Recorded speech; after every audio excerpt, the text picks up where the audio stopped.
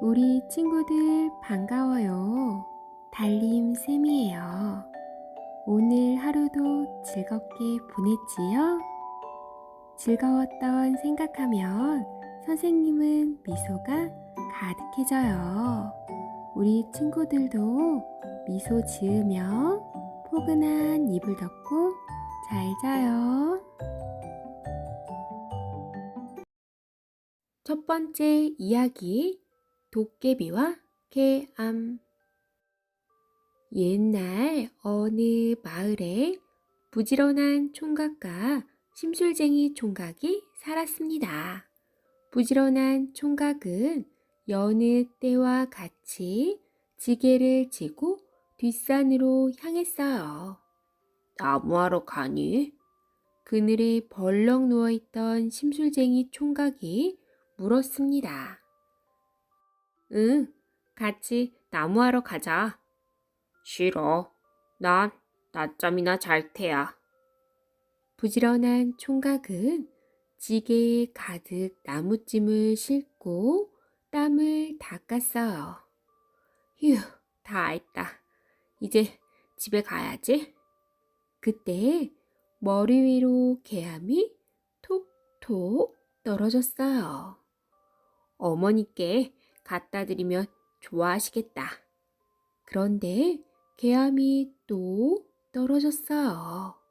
이건 아버지 드려야지. 누나 거, 삼촌 거.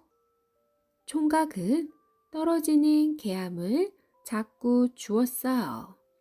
개암을 줍는 사이에 어느덧 해가 지고 말았습니다. 총각은 무거운 지게를 지고 깜깜한 산길을 걸었어요. 어디 하룻밤 묵어갈 곳 없을까? 총각은 두리번 주위를 살펴보았지요. 마침 담장도 없는 허름한 집 한 채가 보였어요. 여보세요? 아무도 없습니까? 집안에서는 아무 소리도 들리지 않았답니다. 총각은 조심조심 방 안으로 들어갔어요. 그리고는 쿨쿨 잠이 들었답니다. 총각은 웅성거리는 소리에 잠에서 깨어났습니다. 이게 무슨 소리지? 총각은 방문을 살짝 열고 밖을 내다보았어요. 도깨비들이 빙 둘러서서 춤을 추고 있었어요. 금 나와라 뚝딱, 은 나와라 뚝딱, 고기 나와라 뚝딱, 떡 나와라 뚝딱. 도깨비들이 방망이를 두드릴 때마다 보석과 맛있는 음식이 쏟아졌답니다. 배가 고파진 총각은 개암을 꺼내 깨물었어요. 딱, 딱딱. 그 소리에 도깨비들은 깜짝 놀랐어요. 아니, 이게 무슨 소리지? 혹시 집이 무너지는 거 아닐까? 으아, 도깨비 살려. 도깨비들은 겁에 질려 쏜살같이 도망쳤어요. 총각은 마당으로 내려왔습니다. 마당에는 도깨비 방망이와 온갖 보석, 그리고 맛있는 음식이 가득했어요. 도깨비들이 정신없이 도망가느라 모두 버려두고 간 것이지요. 우와, 맛있겠다. 총각은 상 위에 있는 음식을 배불리 먹었답니다. 그리고 떨리는 손으로 도깨비 방망이를 들었어요. 밤 나와라, 뚝딱. 그러자 김이 모락모락 나는 쌀밥이 차려졌어요. 날이 밝자 총각은 도깨비 방망이를 안고 왔습니다. 지게는 어디 두고 이상한 방망이만 갖고 왔니? 어머니가 이상하다는 표정으로 물었어요. 어머니, 걱정 마세요. 이 방망이 속에 다 있어요. 금 나와라, 뚝딱. 밤 나와라, 뚝딱. 옷 나와라, 뚝딱. 도깨비 방망이를 두드리자 온갖 물건이 쏟아졌답니다. 총각의 어머니는 눈이 휘둥그레졌습니다. 부지런한 총각이 부자가 되었다는 소문을 듣고 심술쟁이 총각이 찾아왔어요. 부지런한 총각은 친구를 반갑게 맞이했어요. 넌 부자가 되어서 좋겠구나. 심술쟁이 총각이 비꼬듯이 말했어요. 모두 도깨비 방망이 덕분이야. 그러자 심술쟁이 총각은 귀가 번쩍 뜨였어요. 나도 도깨비 방망이로 부자가 될 거야. 심술쟁이 총각은 불이 나게 산으로 달려갔어요. 그리고 계암나무 아래에 벌렁 누웠지요. 이리 뒹굴 저리 뒹굴 심술쟁이 총각은 계암이 떨어지기만을 기다렸지요. 하지만 아무리 기다려도 계암은 떨어지지 않았습니다. 심술쟁이 총각은 벌떡 일어나 계암나무를 마구 흔들었어요. 톡, 토독, 톡톡. 심술쟁이 총각의 머리 위로 계암이 와르르 떨어졌어요. 아야! 심술쟁이 총각은 머리에 울퉁불퉁 혹이 났답니다. 심술쟁이 총각이 주머니 가득 계암을 주워 담았습니다. 그리고 빈집에 숨어 도깨비가 나타나기를 기다렸어요.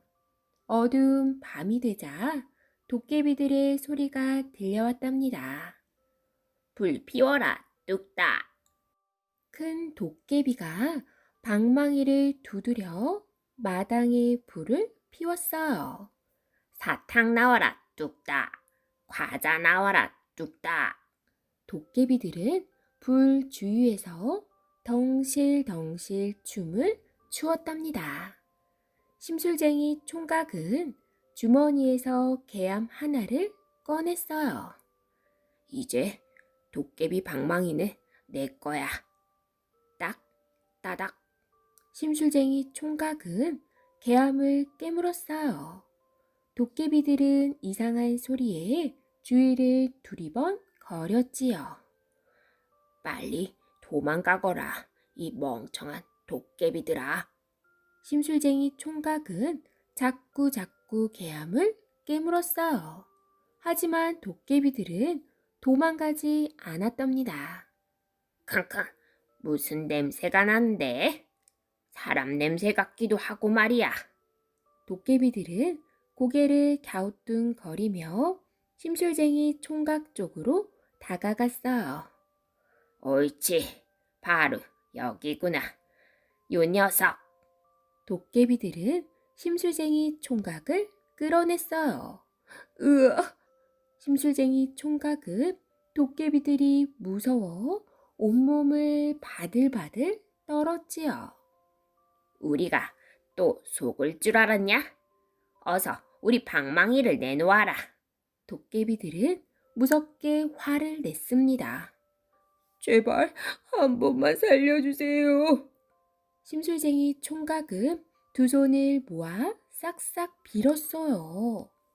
요 녀석, 어디 도깨비 방망이 맛 좀 봐라. 심술쟁이 총각은 도깨비들에게 흠씬 두들겨 맞고는 엉엉 울면서 마을로 돌아왔답니다. 두 번째 이야기 주머니. 옛날에 강이라는 아이가 살았습니다. 강이는 이야기 듣기를 참 좋아했어요. 옛날 이야기 하나만 들려주세요. 강희는 만나는 사람마다 이야기를 해달라고 졸랐습니다. 나는 밥 먹는 것보다 이야기 듣는 것이 더 좋아. 강희는 이야기를 듣기 위해서라면 먼 곳까지도 찾아갔답니다. 재미있는 이야기들을 나 혼자만 알고 싶어. 무슨 좋은 방법이 없을까? 강희는 곰곰이 생각했습니다. 그래, 이야기들을 자루 속에 꽁꽁 가두어 놓는 거야. 강희는 이야기를 들을 때마다 자루 속에 넣어두었어요. 아이고, 갑갑해. 숨이 막혀 죽을 것 같아. 자루 속에 갇힌 이야기들은 속이 상해 투덜거렸지요. 어느덧 강희는 장가들 나이가 되었습니다. 이제 장가를 가야 하는데 우리를 풀어주겠지? 그러나 강희는 이야기들을 풀어주지 않았어요. 난 장가들러 가는 길에 독이 있는 산딸기로 변해 있을 거야. 나를 먹으면 배가 아파 떼굴떼굴 구르게 할 거야. 자루 속의 이야기들이 화를 내며 말했습니다.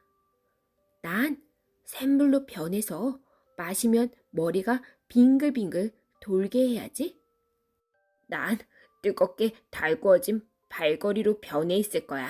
나를 밟으면 발을 대어 걷지도 못하게 해야지. 우리를 계속 가두어 놓다니 용서할 수 없어.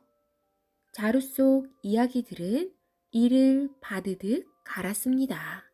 마침 옆을 지나던 머슴이 이 말을 들었어요. 아, 큰일이군. 머슴은 강희가 다칠까봐 걱정이 되었습니다. 장가들러 갈 때 내가 꼭 따라가야겠어. 머슴은 굳게 마음을 먹었습니다. 어느덧 강희가 장가들러 가는 날이 되었어요. 이렇게 차려입으니 정말 의젓해 보이는구나. 집안 어른들은 새신랑이 될 강희를 배웅했어요. 도련님, 어서 가시지요. 강희는 얼른 말에 올라탔습니다. 머슴은 말 고삐를 잡고 색시 집을 향해 길을 떠났어요. 고개를 넘고 들판을 지날 때였습니다. 강희는 길 옆에 새빨간 딸기가 탐스럽게 열린 것을 보았어요. 참 먹음직스러운 딸기구나. 딸기 하나만 따주겠니? 강희가 입맛을 다시며 말하자 머슴이 말렸습니다. 신부 집에서 맛있는 음식을 차려놓고 기다리고 있을 거예요. 들판을 지나자 구불구불 구부러진 산길이 나타났습니다. 아이고 목말라. 바로 그때였어요. 길 옆에 퐁퐁퐁 솟아나는 맑은 샘물이 보였습니다. 저 시원한 샘물 한 모금만 마시고 가자꾸나. 신부 아버지가 맛 좋은 술을 담가놓고 기다릴 거예요. 머슴은 또 강희를 말렸어요. 산을 넘자 색신의 집이 나왔습니다. 먼 길 오느라 수고했네. 어서 오시게나. 색시 아버지와 어머니가 강희를 반갑게 맞았습니다. 강희는 발걸이를 딛고 말에서 내려오려고 했어요. 도련님, 발목이라도 다치면 어쩌시려고요? 머슴이 달려가 얼른 강희를 업어 말에서 내렸습니다. 아이 푸네. 빨갛게 익은 딸기였던 이야기가 가슴을 쳤어요. 우리는 이제 망했어. 시원한 샘물이었던 이야기도 투덜댔답니다. 도대체 언제까지 자루 속에 갇혀 있어야 하지? 뜨거운 발걸이였던 이야기는 눈물을 흘렸어요. 제발 밖으로 나갈 수만 있다면 얼마나 좋을까? 자루 속의 이야기들은 한숨을 푹푹 내쉬었습니다. 강희가 새색시 집에서 하룻밤을 자고 난 다음 날이었습니다. 도련님, 안녕히 주무셨어요. 머슴은 강희에게 아침 인사를 했어요. 그래, 너도 잘 잤느냐? 강희는 고운 새색시를 얻어 싱글벙글 웃는 얼굴이었어요. 그런데 저 한 가지 드릴 말씀이 있습니다. 그래, 어서 말해보아라. 머슴은 강희에게 딸기와 샘물과 발걸이에 대해 말해 주었어요. 자루 속 이야기들이 정말 그렇게 말하더냐? 강희의 눈이 휘둥그레졌습니다. 제가 지나가다가 똑똑히 들었습니다. 어쩌지? 재미있는 이야기들을 혼자만 알고 싶은데. 강희가 섭섭해하자 머슴이 말했어요. 재미있는 이야기들은 다 같이 알면 더 좋지 않을까요? 강희는 한참을 생각한 뒤 고개를 끄덕였습니다. 며칠 뒤 강희는 새색시를 데리고 집으로 돌아왔어요. 이야기가 든 자루를 가져오렴. 머슴은 강희에게 자루를 가져다 주었어요. 강희는 뚱뚱하게 부푼 자루를 풀었습니다. 그러자 이야기들이 한꺼번에 자루 밖으로 빠져나왔어요. 휴, 살았다. 아, 숨이 막혀 혼났네. 어서 멀리 달아나자. 자루 속에 갇혔던 이야기들은 재빨리 달아났어요. 넌 이름이 뭐니? 자루 속에서 풀려난 이야기 하나가 친구에게 물었어요. 난 선녀와 나무꾼 이야기야. 넌? 나는 우렁이 각시 이야기야. 나는 해와 달이 된 오누이 이야기란다. 이야기들은 제잘 재미있게 떠들어 댔습니다. 그러고는 노래를 부르며 훨훨 날아갔답니다.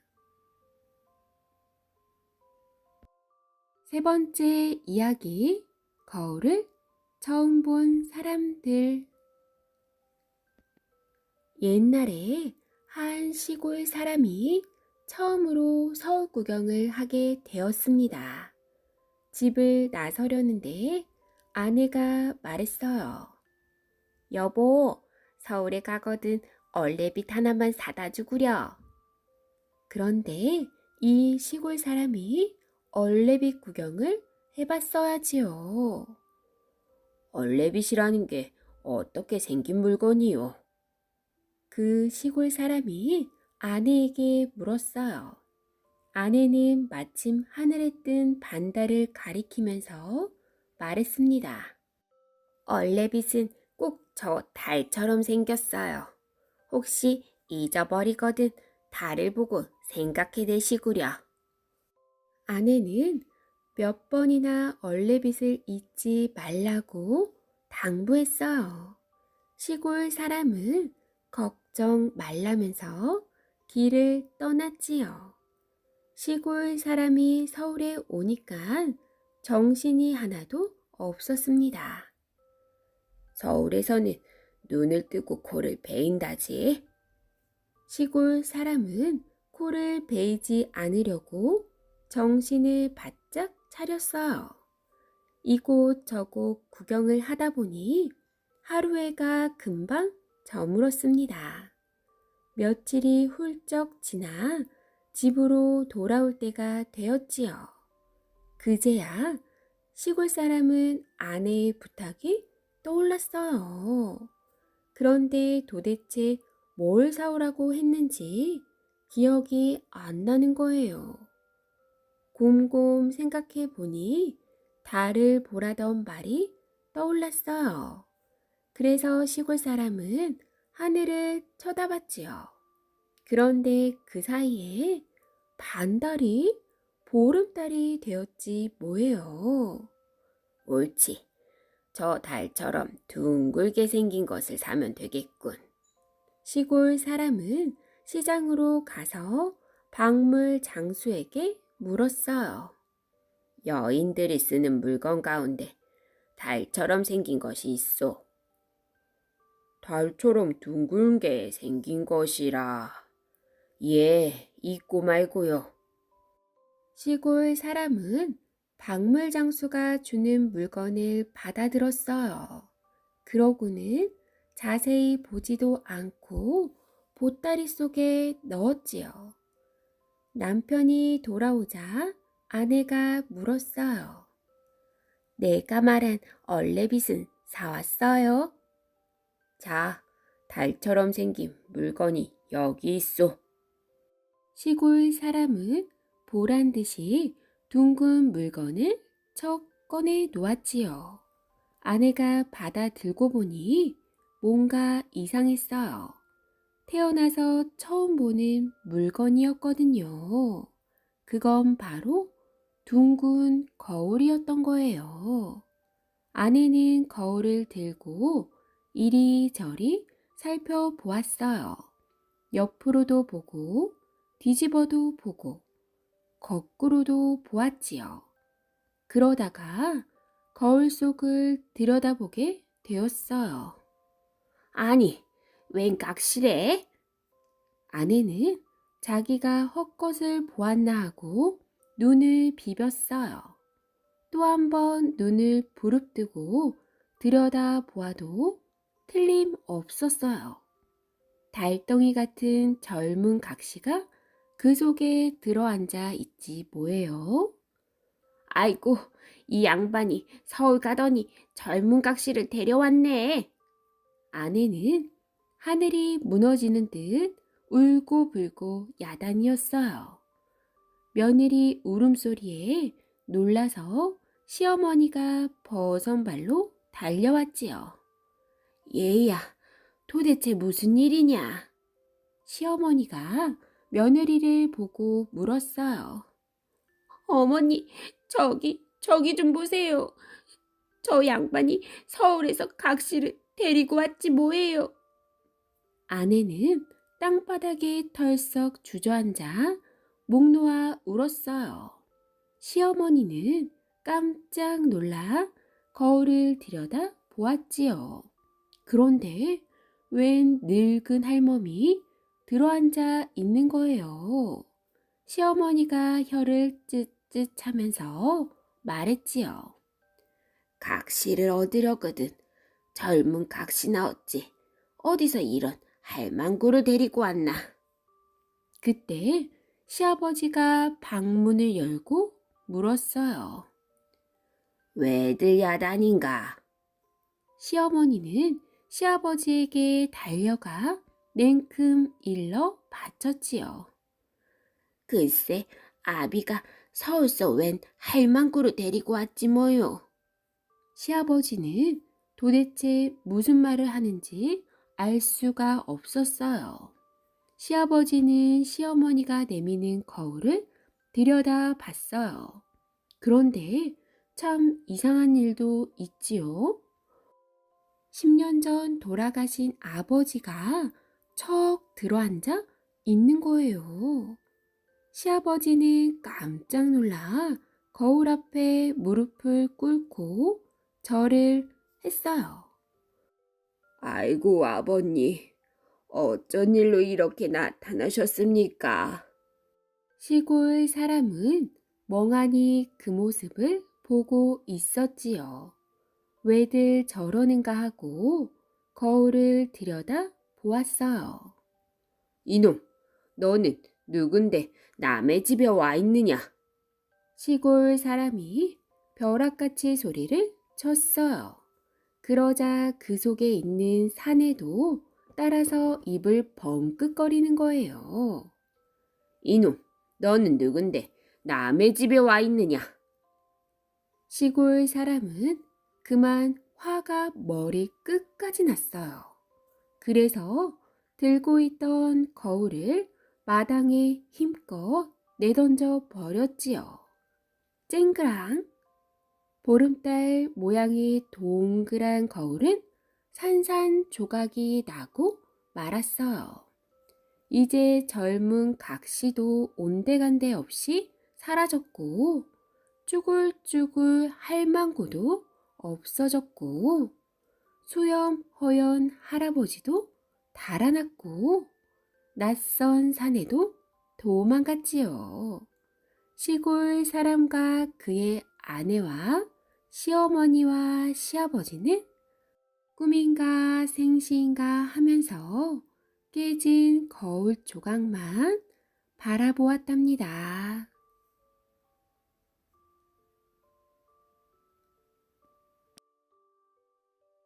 네 번째 이야기, 들쥐와 손톱. 옛날 옛적에 한 선비가 있었습니다. 선비는 집을 떠나 깊은 산속의 절에서 글 공부를 했지요. 절에 있는 스님은 선비를 잘 보살펴 주었습니다. 그래서 선비는 글 공부에만 힘을 쏟으며 지냈답니다. 어느 날 선비는 손톱을 깎아서 문지방 너머 툇마루에 무심코 버렸어요. 그랬더니 어디선가 들쥐 한 마리가 쪼르르 달려와서 그 손톱을 날름 먹어치우는 거예요. 들쥐가 손톱을 다 먹었네.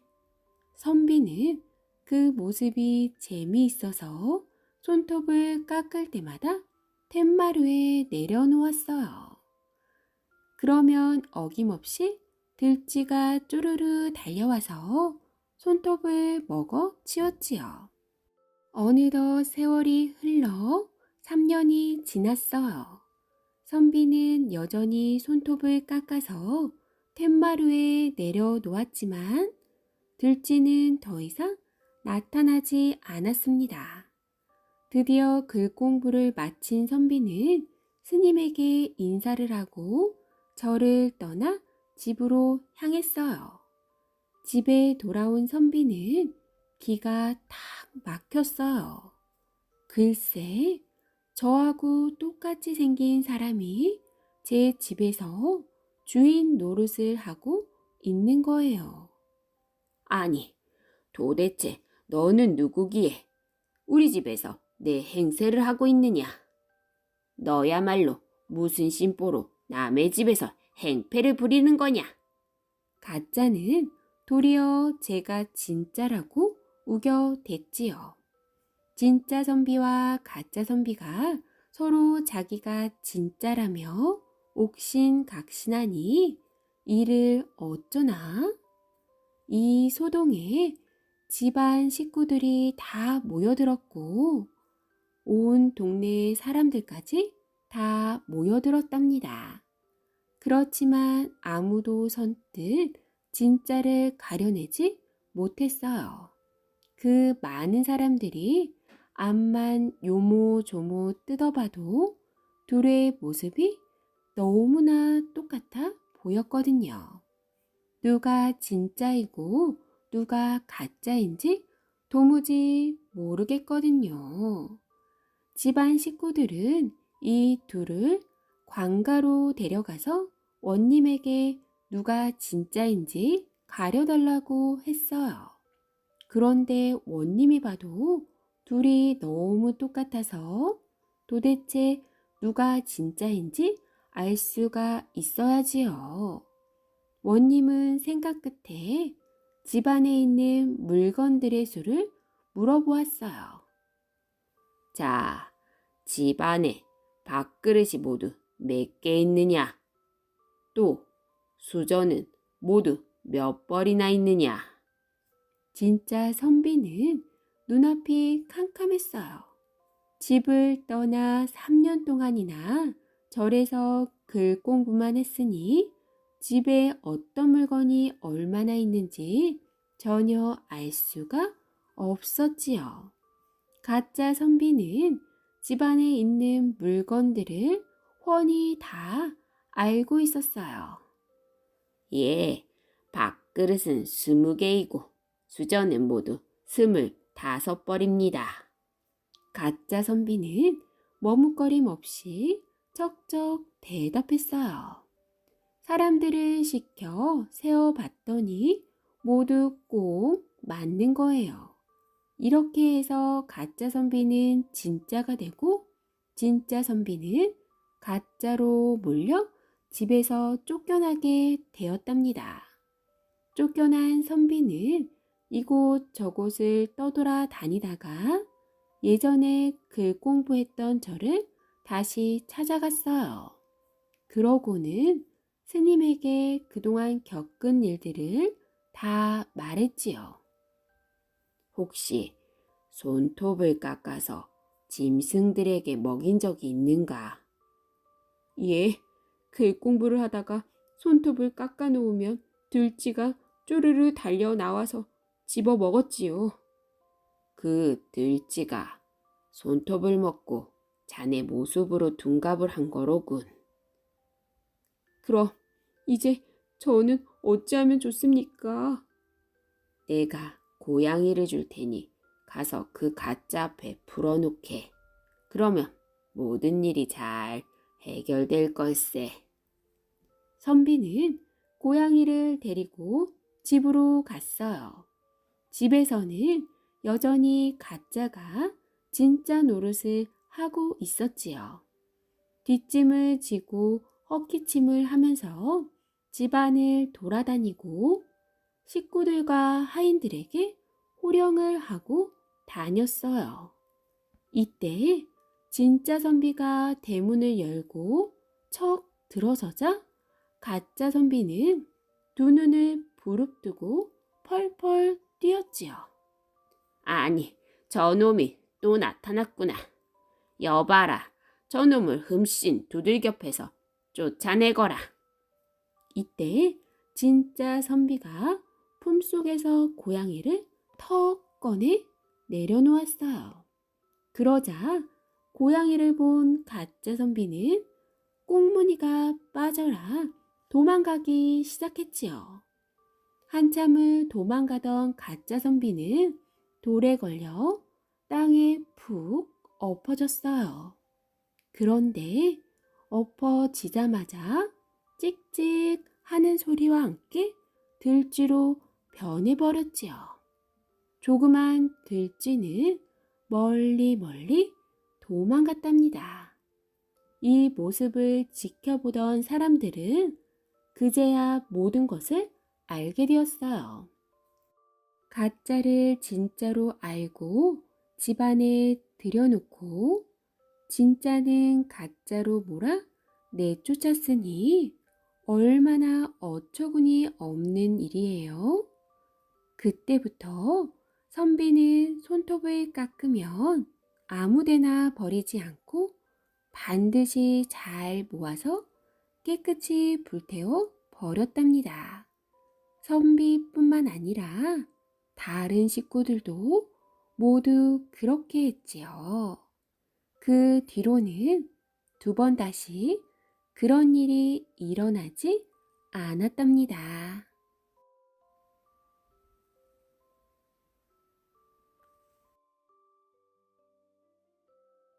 다섯 번째 이야기, 은사다리, 금사다리. 아주 먼 옛날 금강산 골짜기에 사이좋은 남매가 살았습니다. 누나는 어린 동생을 잘 보살펴주고 동생은 누나를 엄마처럼 의지하며 따랐어요.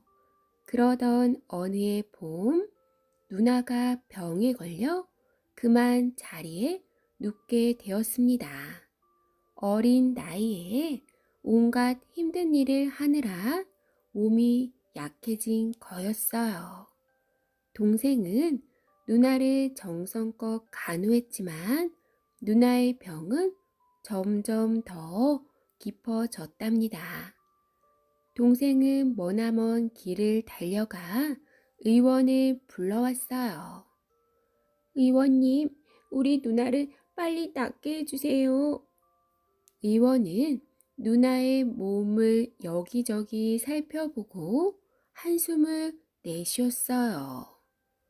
얘야, 큰일 났구나. 내 누나를 낫게 하려면 한 가지 약밖에는 없단다. 그런데 구하기가 어려울 거다. 그게 무슨 약인데요? 하늘나라의 달에 있는 개수나무 열매란다. 동생은 깊은 생각에 잠겼어요. 그리고 하늘나라의 달에 가기로 마음 먹었지요. 내가 누나의 병을 낫게 하고 말 테야. 다음 날 아침 동생은 누나에게 거짓말을 했습니다. 누나, 산에 가서 약초를 캐올게. 내가 나 때문에 고생이 많구나. 조심해서 다녀와. 알았어, 누나. 갔다 올게. 동생은 보따리를 메고 길을 떠났습니다. 어디로 갈까? 맞아. 비로봉으로 올라가 보자. 비로봉은 금강산의 봉우리 가운데 가장 높은 봉우리예요. 동생은 가장 높은 곳에 올라가면 그만큼 하늘이 가까울 거라고 생각했지요. 동생은 숨을 헐떡이며 비로봉으로 올라갔습니다. 깎아지른 절벽의 좁은 길을 조심조심 걸어서 가까스로 꼭대기에 이르렀지요. 와, 여기가 꼭대기구나. 동생은 하늘을 올려다 보았습니다. 하지만 하늘은 여전히 까마득했지요. 어떻게 하늘로 올라가지? 동생은 안타까운 마음으로 하루 종일 하늘을 바라보았답니다. 하늘나라에 가야 개수나무 열매를 딸 수 있을 텐데. 동생은 산꼭대기에 서서 한참 동안 발만 동동 굴렸지요. 어느덧 해가 지고 별이 하나 둘 반짝였습니다. 서쪽 하늘에는 달림이 둥실 떠올랐지요. 와, 달이다. 동생은 마치 달을 잡은 듯이 손을 뻗어 보았습니다. 저 달에 갈 수만 있다면. 그때였어요. 갑자기 쿵 하는 소리가 울려 퍼졌답니다. 동생은 깜짝 놀라 얼른 바위 뒤에 숨었어요. 깜깜한 하늘 저편에서 눈부시게 하얀 빛이 쏟아지더니 반짝반짝 은사다리가 스르르 내려오는 게 아니겠어요? 동생은 숨을 죽이고 가만히 지켜보았습니다. 은사다리에서는 물병을 든 선녀가 사뿐사뿐 내려왔어요. 선녀가 땅에서 내려서자 은사다리는 다시 하늘로 올라갔습니다. 선녀는 골짜기로 내려가 물병에 물을 가득 채운 뒤 바위 틈에서 아롱다롱한 구슬을 꺼냈어요. 선녀는 구슬을 높이 들고 하늘을 향해 비추었어요.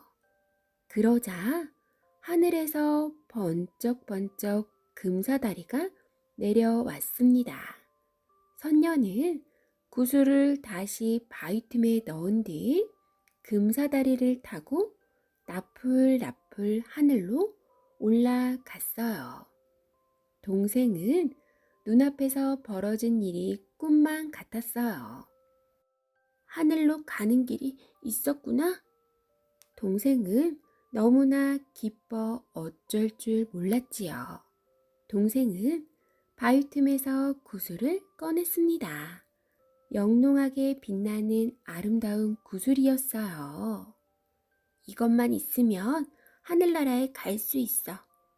동생은 하늘을 향해 구슬을 비추었어요. 그러자 하늘에서 눈부신 빛이 쏟아지더니 금사다리가 스르르 내려왔습니다. 동생은 재빨리 금사다리를 타고 하늘로 올라갔어요. 한편 집에 있는 누나는 밤이 늦도록 동생이 돌아오지 않자 걱정이 되었습니다. 혹시 무슨 일이 생긴 걸까? 누나는 병든 몸을 겨우 일으켜 집을 나섰어요. 초롱불을 들고 동생을 찾아 골짜기를 헤매고 다녔지요. 누나는 동생의 이름을 부르고 또 불렀어요. 동생은 하늘로 올라가 달에 갔어요. 달에는 개수나무가 있었고 가지마다 열매가 주렁주렁 매달려 있었답니다. 이제 누나를 살릴 수 있어. 동생은 나무 위로 올라가 조심조심 열매를 땄어요. 이때 동생이 달에 온 것을 하늘나라 임금님이 알게 되었습니다. 어찌 사람이 하늘나라에 올 수 있단 말이냐? 사람이 밟은 다리는 다시 쓸 수가 없다. 화가 난 임금님은 커다란 지팡이로 은사다리와 금사다리를 내려쳤어요. 그러자 은사다리와 금사다리는 조그만 돌들로 부서져 비로봉으로 쏟아져 내렸답니다. 인간 세상에서 온 녀석을 당장 잡아오너라. 동생은 군사들에게 잡혀 임금님 앞으로 왔어요.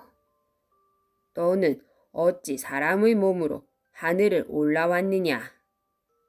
제 누나는 이 열매가 없으면 죽게 됩니다.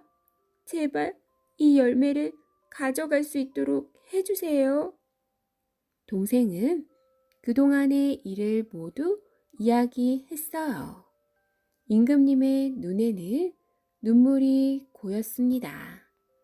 주위에 서 있던 선녀들도 훌쩍 거렸지요. 누나를 생각하는 마음이 참으로 갸륵하도다. 어서 열매를 가지고 집으로 가거라. 고맙습니다. 정말 고맙습니다. 여봐라, 어서 빨리 은사다리를 내리거라. 임금님이 명령을 하자 선녀들이 머뭇거렸어요. 은사다리와 금사다리는 모두 금강산에 버려졌습니다. 오, 그렇구나.